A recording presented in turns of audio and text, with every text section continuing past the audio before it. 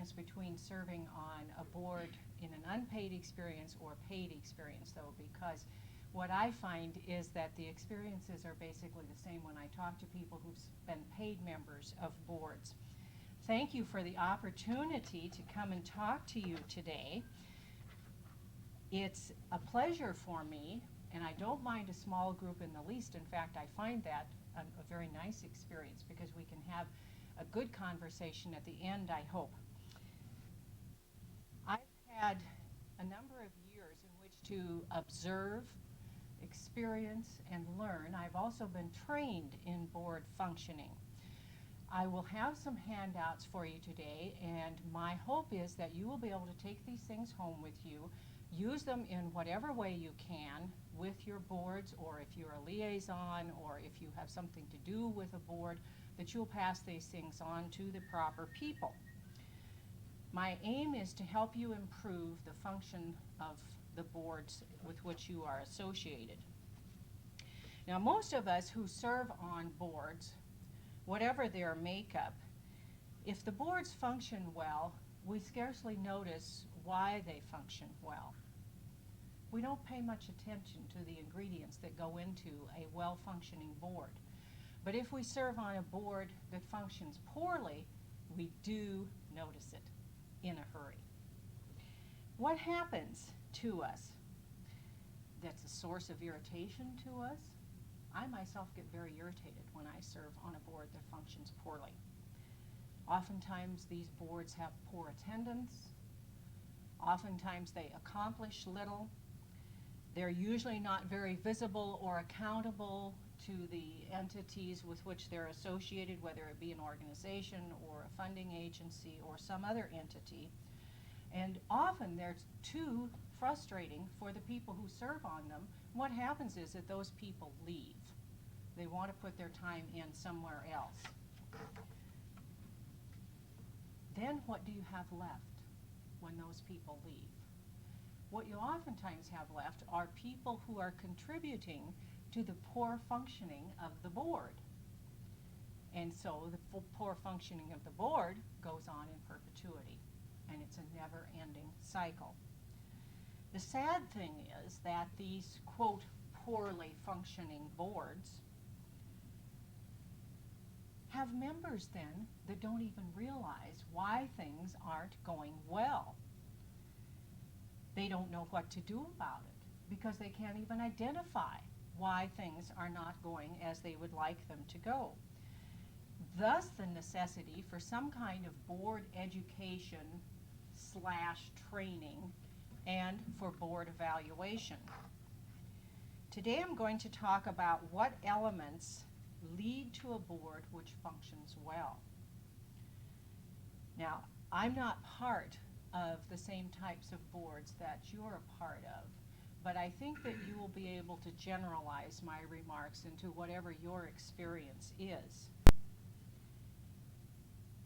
I hope that you'll be able to use what I have to say as individuals as well as to go home and use it with your groups.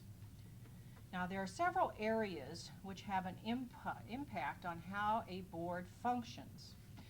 Barbara, if you would, I should have had you give these out before, if you would give these to the folks. I think that should be enough. If not, you'll come and get some more.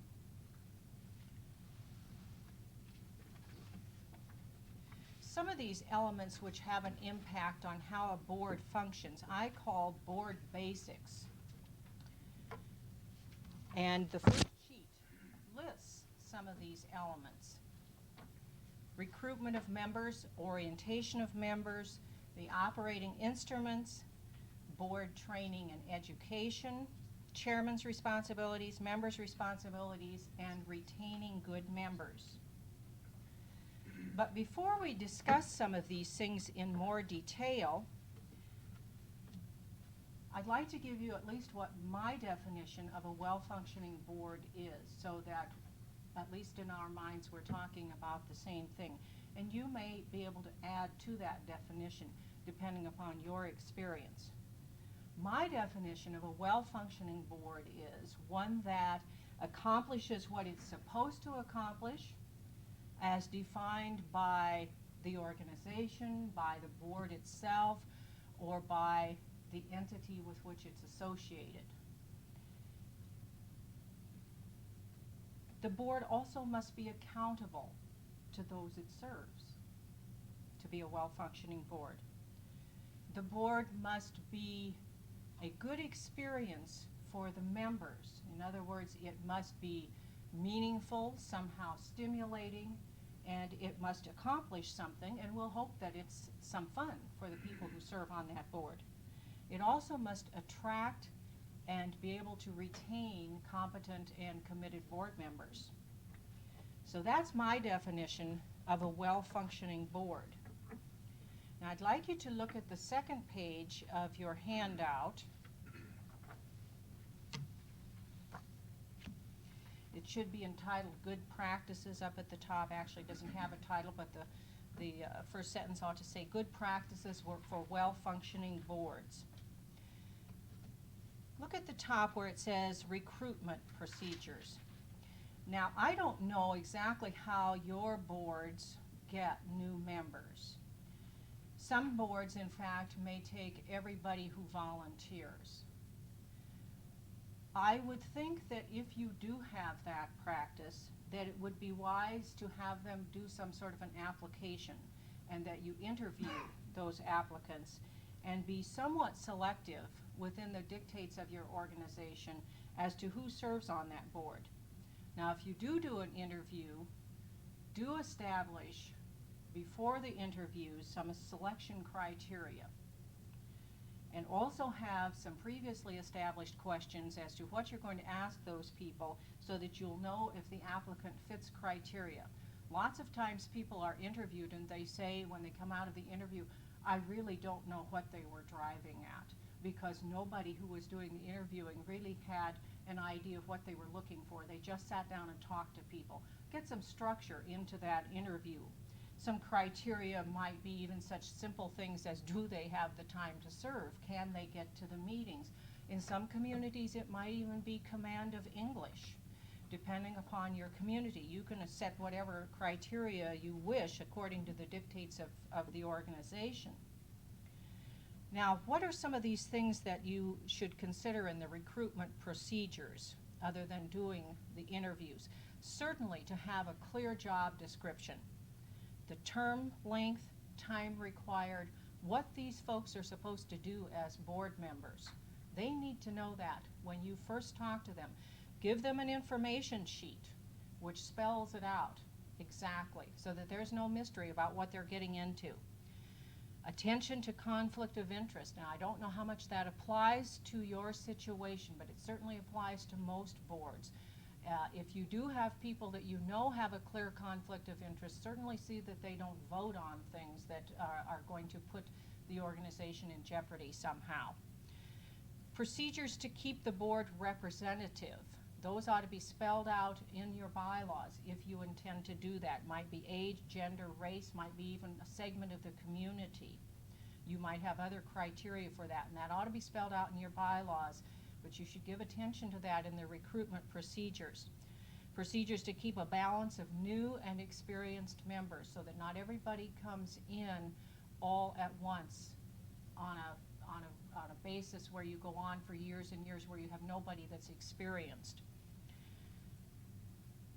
Those are some of the things that you can think about as you acquire new members. Now, what do you do with them after you get them? You must orient new members. I have served on boards where I went in, sat down at the table, and was totally at a loss as to what was going to happen because nobody talked to me about what was to come. Extremely important to have a well-planned and well-executed orientation, and that can be on an informal basis. Doesn't have to be something that's so carefully orchestrated that it intimidates people. But what should you talk about when you orient people? You ought to give them some kind of batch of information, whether that be in the form of a notebook, a folder, a handbook, and it ought to include, and I've listed some of those things for you, copy of the bylaws, standing rules if you have them, policy statements if you have them, a mission statement, a vision statement if you have it, a long-range plan if you have it, a copy of the budget, a plan of work for the year, what the committees are, who's on those committees, and if you use parliamentary procedure, you might have a copy of some of the simple procedures that you do use, because there are people who are not acquainted with parliamentary procedure at all. Those are some things that you can give to people as they come on the board. You might also, to ensure their comfort level, give them a directory of who's on that board. I've sat on boards where I knew nothing about my fellow board members. I didn't know what they did for a living. I didn't know what their interests were, what their hobbies were, and therefore really couldn't tell what kind of use those members might be to the board, because nobody bothered to tell me. Give them a little directory with addresses, phone numbers, and a little fact sheet about them so that everybody knows who's who. You might have some get acquainted activities depending upon how big the board is. And certainly there ought to be a discussion of the members' roles and an update of what the board has been doing. That's a little bit about orientation. Now, the operating instruments of the board. It's kind of a dull subject, but a very important one. These operating instruments are bylaws. I would assume that you all have bylaws for the boards or that go along with the organization that you're associated with. These bylaws ought to be reviewed every year, either by a committee of the board or by the board itself. They should deal with the policies and procedures of your organization. What are some things that you ought to have in them? Sometimes I'm amazed when I look at bylaws and people will give them to me to look at just to evaluate them. What's not in them and what is in them? If the board has had some sort of trouble in the past, they'll oftentimes stick funny little things in it which will surprise people who look at them from the outside, because it will take into account something that's happened in the past that may never happen again, but somehow that gets stuck in the bylaws. You ought to have procedures for getting members, getting rid of members. Sounds negative, but you need procedures for removing members as well as getting them, because members ought not to serve in perpetuity. You ought to have some procedures for your meetings, when you're going to meet, what's a quorum, and so on. You ought to have basic policies written in that, whether you're non-commercial or non-partisan or whatever you are, 501c3, 501c4, basic policies such as that. You ought to have written down how long the chairman is going to serve. Are we going to have a chairman, same chairman for 25 years? We're going to have a revolving leadership. How will you do this? Such things as this will help you to keep going in the direction that you want to go, so that you don't have disgruntled members. There's really nothing worse than having a chairman which goes on and on and on and on, and he or she thinks they're doing a wonderful job when everybody else is so blame tired of having them around and seeing their face they can hardly stand it. But sometimes those chairmen think they're the only ones who can do the job, and they refuse to leave. Have procedures written in your bylaws for nominating committee, and have that nominating committee function to get a new president or chairman, whatever it is you call that person. The standing rules. Now, oftentimes boards don't have standing rules. You don't have to have them, but sometimes you'll function better if you have a few standing rules. Now, what might that be? Most of the time they deal with the processes of the board. What might be an example? Well, it might be what committees you have and how they are supposed to function. Rather than having that in the bylaws, you might want to keep that more fluid and put it in the standing rules, because the standing rules are much more fluid than bylaws are. Bylaws you must have, or you should have, written down how you amend or how you revise the bylaws and when it can be done. And that's much more difficult to do than it is to change a standing rule. By the way, do you all know the difference between amending and revising a set of bylaws? An amendment is just one or two changes. A revision would be where you would look at the entire set of bylaws and you would do some major changing. That's the difference. Some people use those terms interchangeably, but they really ought not to be. Standing rules, therefore, can be changed more often, but you might want to have a standing rule as to how often you change the standing rules. Some boards change them every blasted meeting, and nobody can keep up with what the rules are, or the secretary's constantly putting out a new set of standing rules. Once or twice a year is probably often enough to change the standing rules. Well, you might have a standing rule if you have a newsletter as to who sends that out, what's in that. You might want to have a standing rule that has to do with purchasing or how you get reimbursed. Those things are the types of things that go into standing rules, and they can keep your board going in the same direction better than if you have no rules at all. Now, some boards have a separate set of policy statements. It depends on what you want to have in the bylaws as to whether or not you want to have separate policy statements. I find it easier to deal with to have a separate set of policy statements because the bylaws are an instrument that goes on at a longer period of time than a policy statement. But policy statements are different than standing rules too. Standing rules have to do with just how the board functions in and of itself. A policy statement might be something such as only the chairman or president speaks for the board. Pretty important policy to have, but you might not want to put it in your bylaws depending upon what's going to happen 5 years down the road. So you might want to have a separate set of policy statements. Another policy that you might want to have is when you report to whoever it is you're accountable to, when you do that, in what form it's done, who does it. That might be an example of a policy statement. Now, I don't know whether or not you write mission statements separately from the bylaws or not. Oftentimes the bylaws are sufficient. You'll have a section in the bylaws that states your purpose, but sometimes groups don't. And if you don't, you ought to have a separate mission statement. What is a mission statement? It simply tells why you exist, what your task is, what your purpose is. And it's something that you can separate out from the bylaws. The nice thing is that you can show that to the press or whoever else is interested as to why you exist. Vision statements or long-range plans are also part of your operating instruments. What's a vision statement and how is that separate from a mission statement?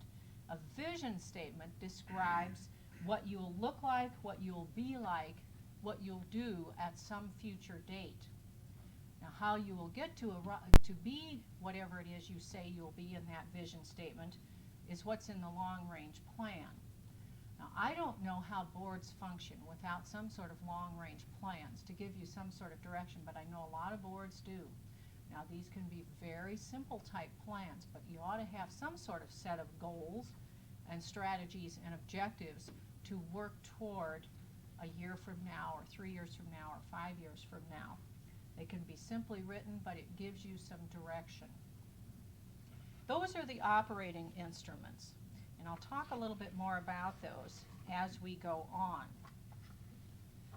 Let's talk about the chairman for a moment. If you're following along with the board basics here, we're going to skip over board training and education just for about 5 minutes and talk about the chairman's responsibilities. I'd like you now to pull out the next sheet which says Meeting Basics for Presidents and Chairmen, and sort of lay that, if you can, alongside the Good Practices sheet. And if you can kind of follow along with me, going through some of the things which it states here, you'll be able to go back and forth between those 2 pages and get an idea of why I'm talking about what I'll talk about. What are the things that a chairman ought to do to make this board function well? I use the term chairman. You may use the term president, but I'm going to use the term chairman because I think boards more oftentimes have chairman. The chairman wears many, many hats and has a great many responsibilities. But whatever your bylaws say, most of the time chairmen plan and lead the meetings. And that's why I've included a section called Meeting Basics for Presidents and Chairmen. Now, you may not be one of those people, but I'd like to run through a few points on this and highlight some things so that you can give this to a chairman if you want to when you get home. The chairman ought to decide on a beginning and an ending time for the meeting. You ought to have that decided in advance. Don't let this thing go on for hours and hours and hours. And if you start on time and end on time, people are much less irritated with you than these meetings which go on forever and ever, because they'll walk out on you or they'll leave on a permanent basis. The agenda ought to be planned carefully in advance, and what you ought to take into consideration there is to try to judge how long each item is going to take, and so indicate. Now, you'll find out rather quickly if the time is not appropriate. And we'll talk about what you do about that if it's not. But you ought to indicate the person responsible for that agenda item and whether it's an information or an action item. The agenda, the minutes, and any study materials should be distributed well in advance. I sit on a board where oftentimes I'm handed things and I have to read them, assimilate them, and make decisions right then and there. And believe me, it makes me mad when I have to do that. There's nothing I hate worse. I want to sit down at my leisure, whether it's bedtime reading or whatever, and read through all this stuff that I'm supposed to react to well in advance. Now, you might want to designate somebody else to distribute that. It might be the secretary or whoever, but it ought to be done well in advance. The chairman needs to check to see that appropriate people are coming. If the committees are prepared to report what they're going to say when they do, if it's an outside presenter that's going to come. They ought to give some attention to the physical requirements of where the meeting is going to be held. Are there enough chairs? Can everybody see and hear, and so on? You can read through that list. But I'd like to stop for a minute on number 6, knowing simple parliamentary procedure, and when to use it versus when to arrive at a consensus. It has been my experience as both a president and a leader of very large and very small boards, and as having sat on them as members, that parliamentary procedure is easier to use than always using consensus. Now, there are people who disagree with that. In fact, there are people who write books about it and distribute them nationally who disagree with that. But oftentimes these people haven't had to handle a meeting either. My little rule is that if it's a decision of very much importance, you ought to use parliamentary procedure. It ought to be recorded in the minutes, and it ought to be somewhat formalized, because you need to, if you have an action that's important to take, you need to get the discussion focused rather quickly by having somebody make a motion. It must be seconded for you to discuss it, and then you can discuss and discuss and discuss. And some people say, well, parliamentary procedure forces you into a pro-con attitude. No, it doesn't, because you have point of information where people can give information or they can ask questions. And I won't go into how you go about doing this because that's a whole other workshop. But it does not force you into a pro-con situation. You can discuss whatever it is as so long as it's germane to that motion, and you can amend the motion twice. So if it's not perfect, you can do something with it. You can even withdraw it. It's a very easy system to use and one that's not intimidating if your board has a little training in it. But I find that it expedites the meeting, gets things focused quickly, gets them over quickly, and you get a decision hammered down and nailed down so that when people leave that meeting, they know what they've decided and they know what they're supposed to do. There's nothing worse than leaving the meeting and everybody saying, well, what did we really do? What did we decide? I don't know what I'm supposed to do between now and the next meeting. Parliamentary procedure, I think, avoids that kind of thing. Consensus is wonderful to use when something is not quite so important, when the detail is not quite so important, or when the action doesn't have to be so well defined. And there's nothing wrong with using consensus, saying, you know, does everybody agree with that? Everybody nods their head and you go on about your business. That's fine. But I also find that if it's an item of much importance, that if you have somebody who's a bit shy about talking, or if you have somebody who doesn't quite articulate things very well, they'll tend to just sort of nod their head and go on, and everybody thinks everything is fine until you get outside the meeting and that person is disgruntled. They complain because they haven't really been able to focus or articulate what it was they wanted to say, because there was no motion or anything, so they couldn't quite focus their thoughts as well. I've seen this happen numerous times. Now, it depends on the judgment of the chairman, how well you know your group, how well you know what their talents and resources, and how well they're able to speak, whether or not you want to use consensus. But if I don't know my group very well, I will use parliamentary procedure, and I may ask somebody to speak if I've got some quiet people in there who don't talk, because there are a lot of us who are aggressive and very verbal, and we're the ones punching in there all the time, where the quiet, maybe very competent board member never says anything. And I'll ask them to speak, you know, do you agree with that? During the course of the discussion in parliamentary procedure. But it takes a little bit of time to know when to use the two of these things, but I favor parliamentary procedure.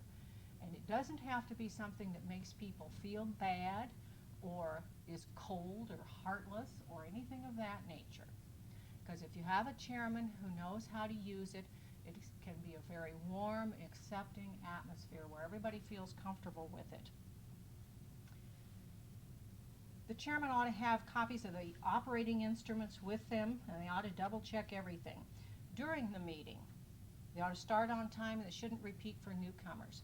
That sounds rather heartless, but usually it gets people into the habit of coming on time.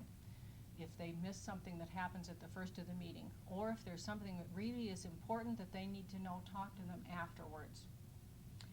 Stay on the agenda. How do you do that? Here again, I think parliamentary procedure helps you to stay on the agenda. By having the chairman insist that the speaker be recognized by the chair, which goes along with parliamentary procedure, having speakers address the chair, not each other. You know how we get these little chit-chat sessions going on back and forth across the board, and pretty soon you're off on some tangent, and then pretty soon it's 8:30 and everybody's got to go home at 9 o'clock, and we haven't discussed whatever it is we came to discuss. How often does that happen to you? If you will use parliamentary procedure and insist that the people address the chair rather than each other, you'll find that the meeting will move along much more quickly. Don't hesitate to rule somebody out of order if they stray from the topic. Here again, that sounds heartless, but it can be done in a very gentle way, just by saying, this is not particularly germane to this point. Let's put that point aside and discuss it later. Make sure that the action or decisions needed are accomplished before moving on to the next agenda item, and make sure the group has enough information to make a decision in the first place. Chairman must remain impartial, and that's oftentimes hard to do in a small board. If you've got 7 or 9 or whatever it is people, and you all know each other, it's very often hard for that person to remain impartial. If they want to speak, though, they need to have a vice president take over, get out of their chairmanship role, go give their opinion, then come back to it. Now, I'm going to go into this discussing a controversial topic a little bit more, because it has to do with that whole business of knowing how long to give to an agenda item. If you have a topic that you think may take a while, or you don't know how long it's going to take, ask the group to decide how long they wish to spend on that topic and when the discussion is going to end. All right, say we're going to spend 30 minutes on this topic. If we haven't finished in that time, have the group vote on whether or not they want to talk about it some more. Because some people are just wrung out, exhausted with thinking and talking about it, and they don't want to talk about it anymore. Maybe they'd rather talk about it another time.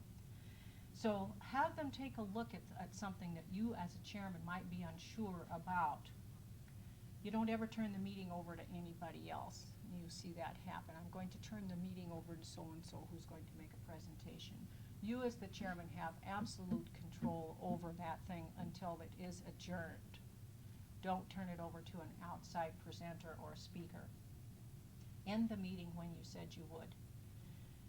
If the group is in the midst of some important discussion, ask them to stay another few minutes. If they do say they're going to stay another few minutes, then end it at that time, or have them vote on extending the discussion for another 10 minutes or 15.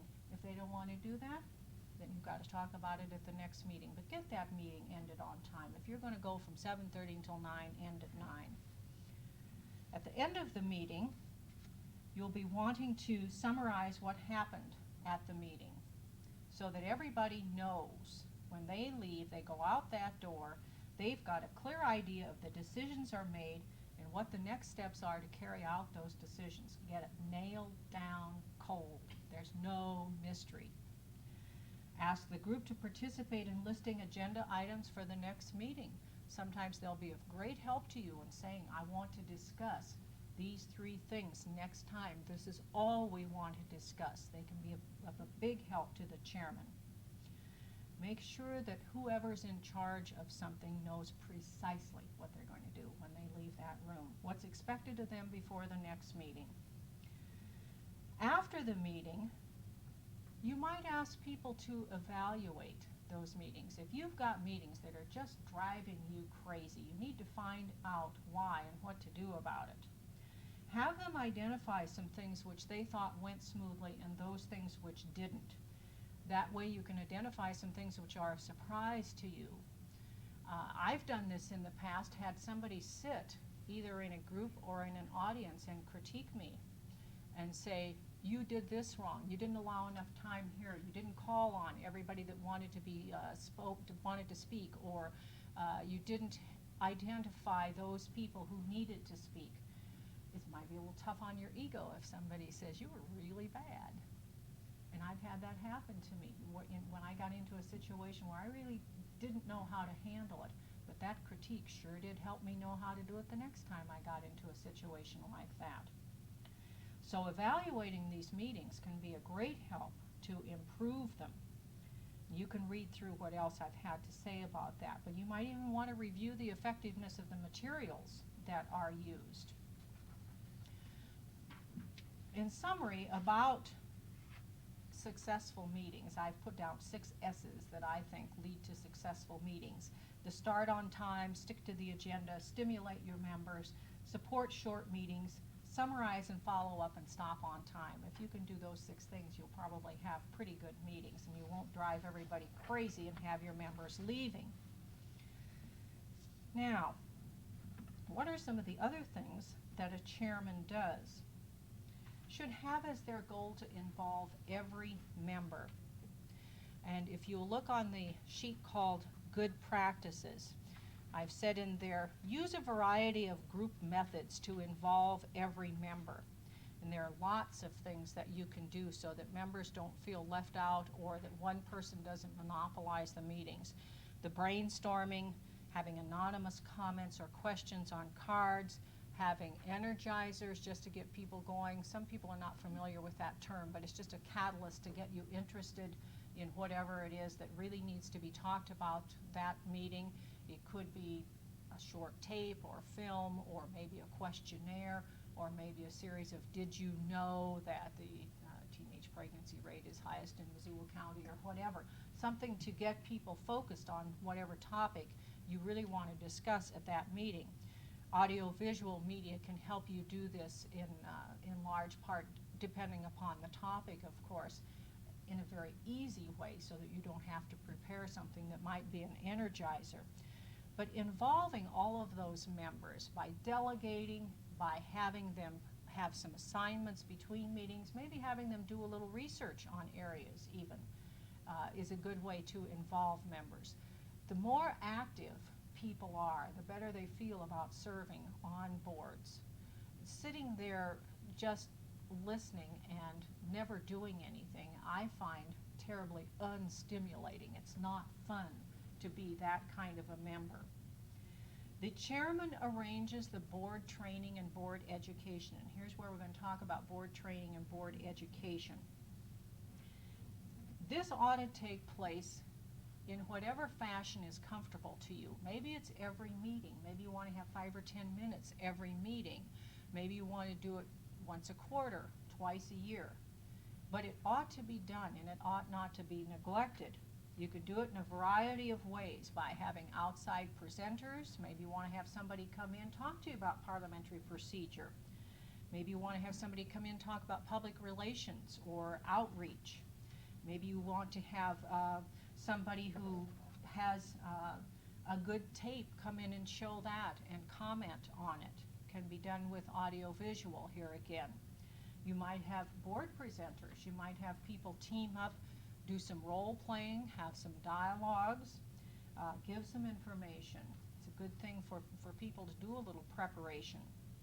You might want to have board briefs. Now, I'm a great believer in board briefs. It takes a little time on the part of either the president, chairman, or the secretary or somebody to do this. A board brief is just sort of a little poop sheet that goes out to board members about what's new, what happened at the last meeting. It's a good thing to send to people who have not attended the previous meeting. Some provocative questions can be put on it, some did you knows. You can include almost anything on these little board briefs. But it's a good thing for the professionals to do, to send out to volunteer boards, which are lay boards, so that they can learn without having to listen all the time. It's a nice technique to use. The board chairman ought to be concerned and ought to recognize that board members have needs, and they need to structure things to meet those needs. I've included a list of needs of volunteers. At the bottom it says recognizing needs of members, and it's also on the back of this sheet, and you can read those, what some members' needs are. The chairman also needs to see that the operating instruments are up to date and that they are reviewed and useful. The chairman needs to see that the board is accountable. Every board is accountable to somebody, whether it's just members of an organization, whether it's a funding agency, whether it's an organization. If you're a profit-making board, you're accountable to the company or to whatever that entity is. And the chairman needs to see that it's done, either through reports or newspaper columns or radio or some way, newsletters. Somehow it needs to go to the people to whom it serves. We need to know as communities what boards do, particularly public boards. The chairman needs to see that the board does a self-evaluation annually. At least annually. How do you do that? You can do it in a number of different ways. You might do it through some sort of written questionnaires. You might want to do it in a meeting.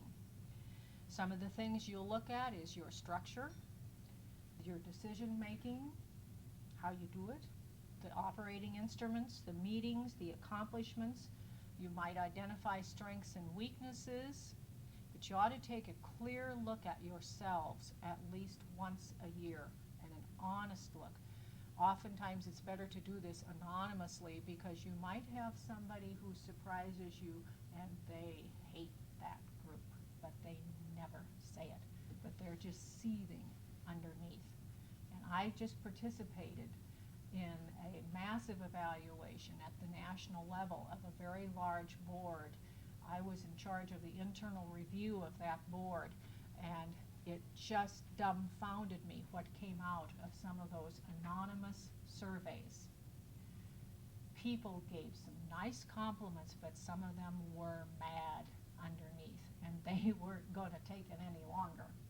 So we knew we had some changes to make. You'll find some of those things out if you allow people to be anonymous, because they won't always tell you face to face. Now, what happens after you've evaluated the board? It's up to the chairman to see that some improvements are made. Now, I've given you a couple of sheets here, and if you'll look at the next set, the first one should be called problem solving. Most people think they know how to solve problems, and most do. But in my experience, the problems that come with boards, I've listed at the top here. They usually come in the board structure, in the board functioning, in the board plan of work, or in the strategies for action. And if you look at those four separate things, you're likely to find out where the problems do lie. And I've listed what the steps are to the problem-solving process, and most of you may know those. But down at the bottom, I've talked about skills involved in identifying and analyzing and solving problems. Learning to separate fact from opinion sounds like a simple-minded thing to do. We're all adults, you'd think people could do that, but oftentimes they can't. Nailing down what really are the facts as opposed to what just somebody thinks isn't always easy, and sometimes it requires a little research. Going through the list, challenging assumptions. We assume, I'm going to take an example from the Missoula area, a hot topic right now. We assume that if we have more land going into wilderness, there will be fewer logs for loggers to log. That's an assumption that's made by a great many people. Is it true?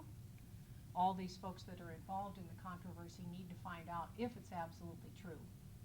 So you need to challenge any assumptions that people make. Going on down that list, sometimes you need to risk being wrong in how you solve this problem. It isn't always easy to tell what the right solution is at the first. Sometimes, and I talk about this in the next list, principles of problem solving, what's logical isn't always the right solution. Sometimes you need to go into trial and error to find out what's the right solution to your problems. Recognizing a good idea when you see it sounds simple-minded, but it isn't always. Sometimes it's right there in front of you, what you ought to do, but nobody sees it because they're so close to the problem they can't see it. Maybe you need to have an outside evaluator come in and talk with you to help you identify what the solutions really are. Some principles of problem solving, going down to the bottom of the page. I find that it is hard for groups to pay attention to the group process. The chairman might have the problem solved in his or her mind very easily, but it's not always obvious to the board members. And if you pay attention to the group process and have everybody participate in the problem solving, whether it's through a brainstorming process or some other method involving the whole group in solving the problem, will make all the members believe that that solution is going to be good. Now they may need to try it out first to find out whether it actually is. But so often you'll find the chairman's doing the problem solving for the group instead of the group doing it itself. Going on down, don't take anything for granted. Knowing when to set aside emotions is a terribly difficult thing to do, because in order to get volunteer boards, you got to have some emotion about the thing in the first place. You ought to have some passion about it if you're going to serve on the darn board. But you'll also have to find a time when you set aside some of the emotions and know what's good for the group. I've been involved in groups where they were making a decision and everybody was just tied into the emotional part of it as to how it affected them or their little circle of friends or their families or whatever. And instead of thinking down the road, taking the long view as to what was really good, the emotions drove the decision rather than a combination of the two things or the facts of the situation. Anticipating the consequences is oftentimes very difficult. We get into conflict situations more often in trying to predict consequences or trying to identify what the consequences are. So this is what's happening in the wilderness situation. I'm using that because it was once again in the paper today about an environmental group was talking about cattle and the cattle on public grazing lands. And there are a whole lot of emotions that go into that depending upon the perspective of those people, depending upon how they make their livelihood. And so predicting the consequences often leads to conflict, or even trying to identify the sequence of consequences leads to conflict. One thing you might try if you're having difficulties, and I don't know that you are, maybe you have boards that run in a wonderful way, but if you have conflicts in your group, you might want to have an outside person come in and do a little board education just on conflict resolution. And there are people, for example, in the Missoula area that do that. People resolve conflicts in different ways. I'm going to use myself as an example. The way I resolve conflict, I do it in a rather competitive way, but also a collaborative way. In other words, I'm not a peacemaker. I won't give in to what Barbara thinks just to keep the peace. I will go head to head with her, and I'll state my position. I will do my homework, and I'll keep right in there fighting with you till the bitter end. That's the type of person that I am. But I'm also a very collaborative person, and I'll work with you on resolving whatever our differences are. I like to do that. That's how my personality works, is to collaborate and come out with a solution that's suitable to the group. But not everybody likes to do that. Some people just run from conflict. They hate it. They don't like anything confrontational. You need to find out what your group is like, and there are some instruments that you can do that with, and some people who are skilled in conflict resolution. So if you've got problems on your board, you might want to have somebody come in and help you with that, just to identify how the group works. If I am a member of a group of 7 people and we all resolve conflict in the same way, we're probably going to get along pretty well. But if there's me, and there's 6 peacemakers out here, I'm going to drive them crazy because I'll run right over them. I'll railroad anything through because I'll keep on going at them, see? And they're going to hate me. They'll want me off of that board so fast because they resolve conflict in a different way.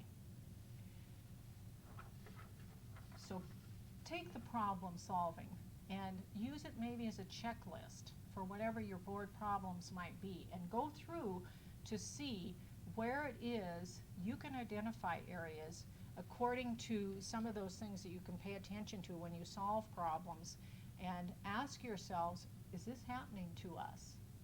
And be very honest with yourself. Now, what about these members? They have some responsibilities too. It isn't all the chairman.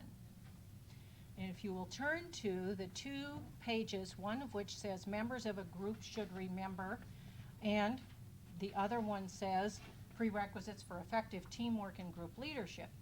Now, this second sheet is one that I stole from the National PTA, which I was a member of their board for 8 years.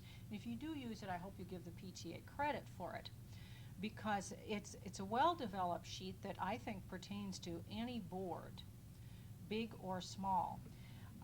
Let's look at these 2 sheets sort of side by side. We'll look at members of a group should remember first. I want to highlight a few of those. Look at number 3. Members of a group should remember that to remain silent or withhold differing opinions is not helpful to the group in thinking through problems.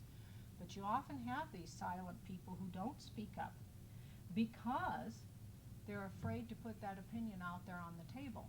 What happens when we put an opinion out on the table? We risk rejection, we risk disagreement, we risk people judging us. It takes a bit of ego to get that opinion flat out there and have somebody say, "You're wrong. I don't agree with you." So you may need to work with these folks that are a bit silent, who never say anything but are good members, to help them feel comfortable in doing this. Let's look at 4, that to participate too much in the opposite direction, to monopolize the discussion, can be just as bad. Because if you're too insistent on inflicting your viewpoints on the group, it means the group is is driven by one person's viewpoint. And 5, that members should keep discussion during the meeting pertinent to the agenda, avoid tangents and extraneous conversation. It's the member's responsibility as well as the chairman's to keep that group on the agenda and try to avoid all of this chit-chat which can take place after the meeting. Let's look at number 8, that when a member has undertaken a responsibility, the member should carry through with it successfully until it's successfully completed and carry out necessary follow-through tasks. People are great at saying they'll do things and then not following through. I'm afraid that I'm one of these judgmental people, and dependability is very, very important to me. It's important to me as a board member, as a chairman, and as just an individual. I want to be able to depend on that person, and not just from what I say that person should do, but from what that person says he or she will do. If they say they'll do it, I want to depend on them, and I want them there at the time and with everything done that they say they'll do, because they not only let themselves down, they hurt their reputations, but they let the group down if they don't follow through. There may be reasons why people don't often, and sure, we have to take those into consideration. There are extenuating circumstances. But if you have that happening in your groups, you might want to find out why, through some personal conversation, why people don't follow through and do what they say they'll do. Number 10, that members should suspend judgment until the facts are known and base decisions upon objective data. We've talked about that a little bit, but I can't stress that enough, that at least take that data into consideration when you're making a decision and when you as an individual of a member of the group are participating in the discussion. That members should make statements to the media and others only when authorized by the board to do so, and should keep confidential information confidential. It ruins the entire credibility of the board and hurts people's feelings, hurts the reputation of the board.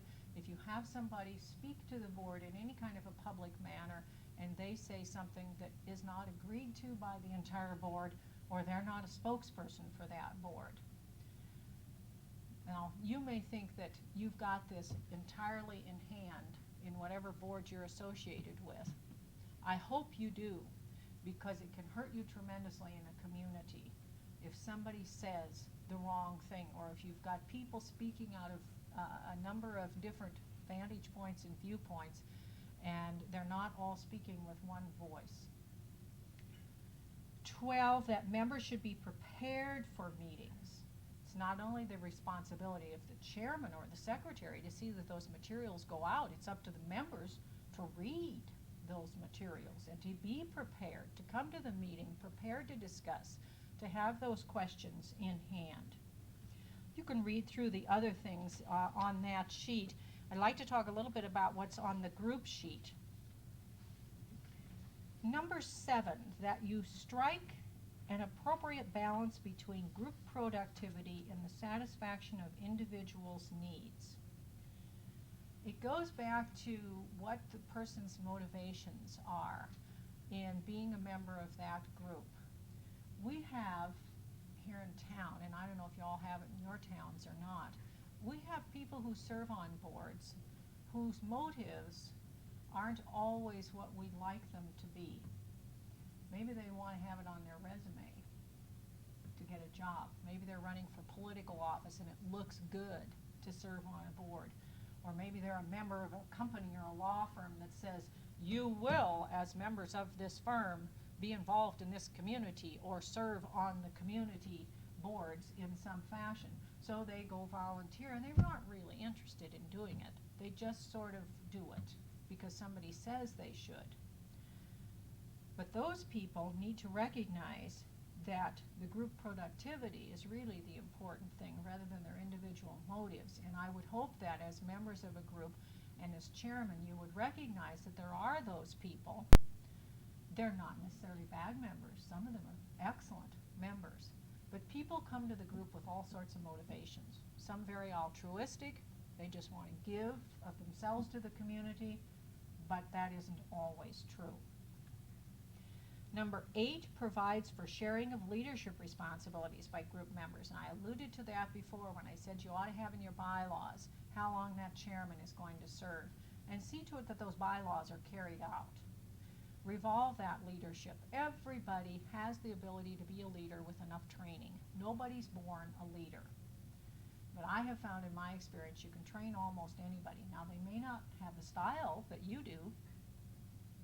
They may not say and do things exactly like you do, but they can do it with some help and some training. Yes, they can. I know sometimes people don't believe that. Looking at some of the other items, and number 9, provide an atmosphere in which members can freely express their feelings and points of view. And there are a lot of techniques which are non-threatening so that you don't have folks monopolizing the meetings. 10, achieves an appropriate balance between the regular agenda and the hidden agenda. And aren't those hidden agendas nasty little things to deal with? When you know there's an undercurrent or some sort of an underfeeling that's not out there in that real agenda, but people have got it back there someplace. Difficulties in personal relationships that must be worked out before members are free to cooperate effectively with one another. It's interesting to me, you find differences in how people react in groups based on gender, race, backgrounds, where they come from in the community or in the country or maybe out of the country. We bring to us a whole set of characteristics when we come to a group. And oftentimes those characteristics aren't taken into account. We just feel like everybody ought to fit into this nice little mold so that we can just get this job done. But by golly, people don't. They bring a whole set of characteristics with them, some good, some bad. But trying to find that regular balance between what might be their little hidden agenda, thinking, well, maybe somebody from say the reservation serves on a board. They might have another agenda in their mind other than the agenda that's being talked about. Trying to discover what that agenda is up to the members of that group so that that can be out there on the table too. Very important. Men and women deal in different ways, and we ought to recognize what those differences are. On 12, make intelligent use of the differing abilities of the members. This goes back to, I said, identifying through some sort of a little fact sheet what members' resources might be. Suppose you've got somebody that's just an outstanding writer on your board, or somebody who's a great graphic designer, or somebody who's really good in video art, or somebody who speaks well in public. Identify what those characteristics are and use them, target them. Don't just never use those wonderful abilities that people have. 15, recognize that means are inseparable from ends. The process, or the means, very important to a group. It dictates how people feel about things, how the group is viewed, how decisions are made, who participates in it. I know you've heard the comment, it wasn't so much what they did, but how they did it. You ever hear that? I hear it all the time. People get mad. It's not always the end result that they're mad about, but they sure don't like the way you went about doing it. Recognize that those means are important, that people need to be comfortable with your processes in order to buy into a decision or an idea, in order to become committed to it. They need to feel right and they need to feel good about it and that they've had some participation in it. Lastly, I want to talk about retaining members for just a moment. Look back to the sheet that says good practices and go over to the back where it says hang-ups.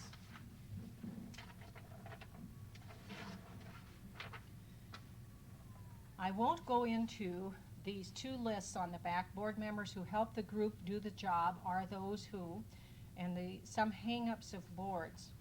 But read those in your spare time, because that hang-up list is oftentimes what will drive your members away. Overdependence on professionals, lack of decision-making skills, open communication, realistic timing of agenda items, too quick decision-making, too few differing points of view, irregular attendance without doing anything about it. You ought to have a procedure in your bylaws. If somebody misses 2 or 3 meetings without ever talking to the chairman, they're gone. Don't let this drag on and on. If somebody comes once every 6 months, they're non-productive people. Somebody else might want to serve on the board in that person's place. Sounds rather heartless, I know, but you need to take care of that. Typecasting members in a mold. How often have I sat on a board where somebody says, oh, you're an accountant, you can do the treasury, or you're really good with numbers, when maybe that accountant really is on that board to get away from those numbers, and maybe the accountant is interested in visual art and would like to work on something in that nature. Don't typecast people because of the way they look, what their profession is, how they dress, or whatever. Go beyond that and find out what abilities they have.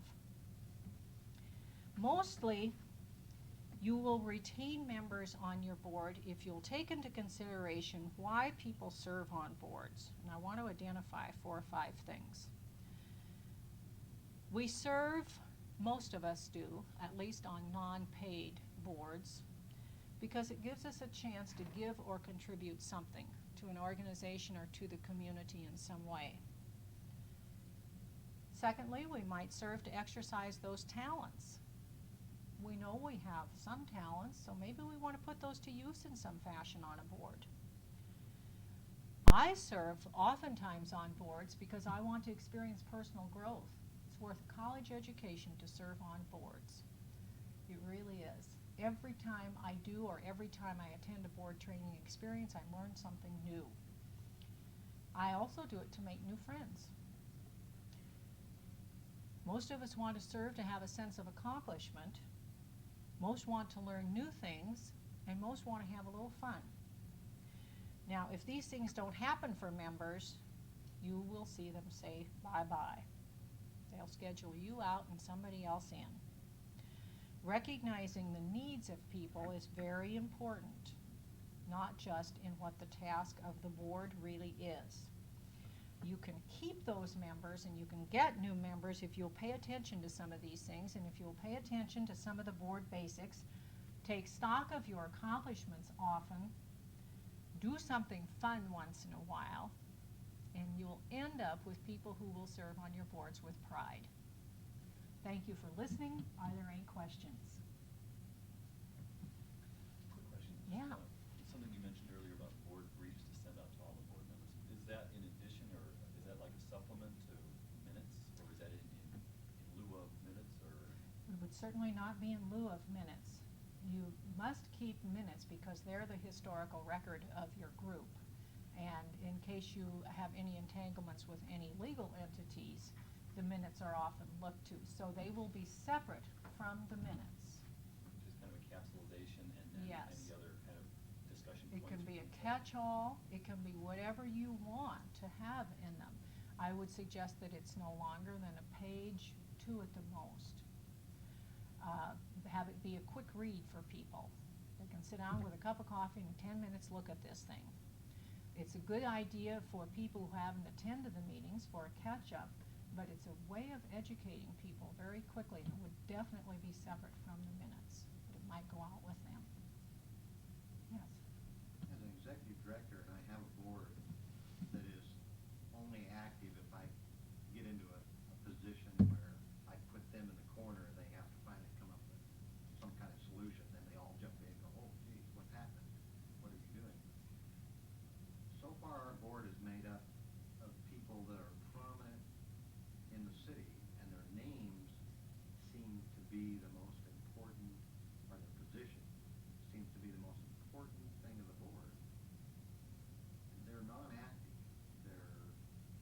I really have a problem, and I shouldn't be the one, as executive director. I feel very uncomfortable when I come in to tell my bosses, basically, that they're screwing up.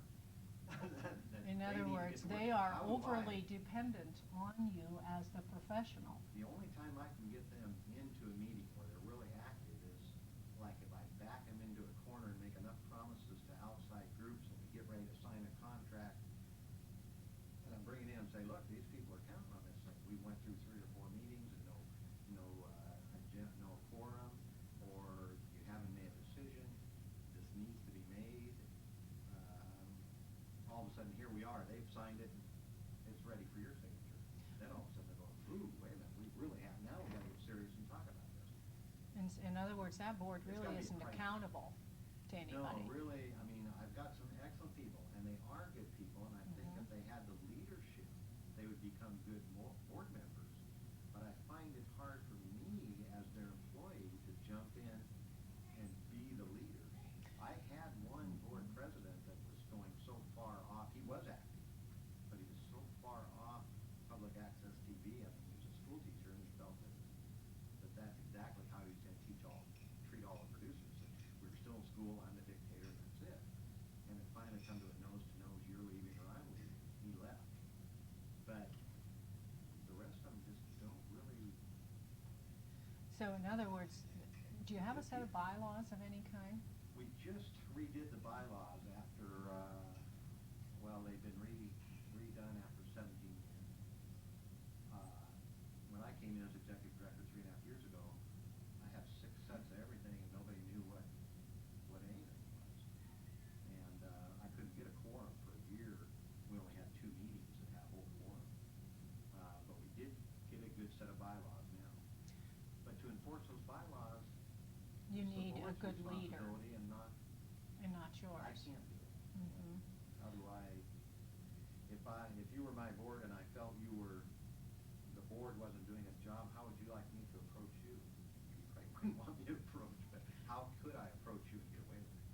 I would say that generally in circumstances like that, and you will find that not only in your field, but in others where you've got working paid staff or professionals, along with some sort of a lay advisory board or board of some kind, that they need to have some kind of leadership development. It only takes one person.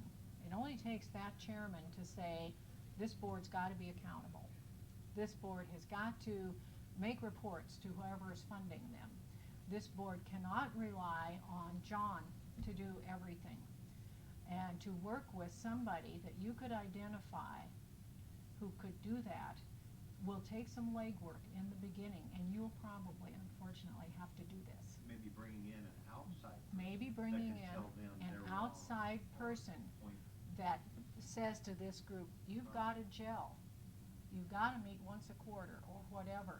This isn't just something where you have your name up in lights and we have so-and-so who's president of the construction company and everybody knows so-and-so, but this has got to be a working board. Yeah, I've got doctors, lawyers, judges.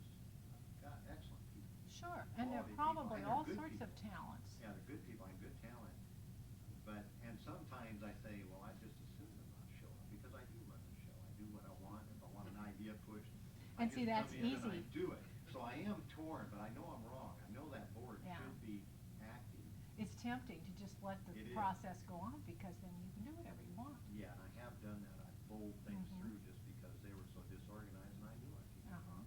So, but it doesn't exactly put me in a position where. It'll take a while to reverse this. I would tell you from my Yeah. experience with such things, it's not going to happen overnight. And it will take some close work with some targeted person to turn that situation around. And you may have to bring in some people who are a little less busy than those professional people or whoever serve on your boards.